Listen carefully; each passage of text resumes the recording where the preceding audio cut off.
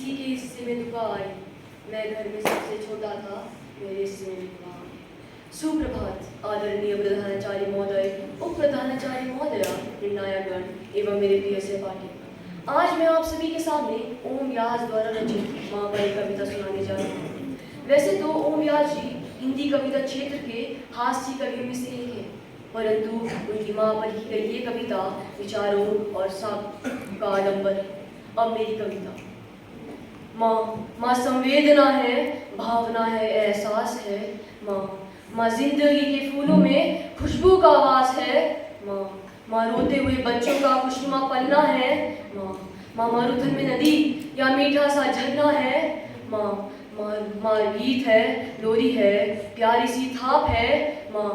माँ झुलसते दिनों में कोयल की बोली है। माँ झुलसते दिनों में कोयल की बोली है। माँ मेहंदी है, कुमकुम है, सिंदूर है, रोली है। माँ स्याही है, दवात है। माँ दवात है, स्याही है। माँ परमात्मा की स्वयं एक गवाही है। माँ हाथों में मजबूत कंधों का नाम है। माँ काशी है, काबा है और चारों धाम है। माँ त्याग है, तपस्या है, सेवा है। माँ फूंक से ठंडा किया हुआ कलेवा है। माँ अनुष्ठान है, साधना है, जीवन का हवन है। माँ जिंदगी के मोहल्ले में आत्मा का भवन है। माँ चूल्हा धुआं रोटी और हाथों का छाला है। माँ जिंदगी की कड़वाहट में अमृत का प्याला है। माँ जिंदगी की कड़वाहट में अमृत का प्याला है।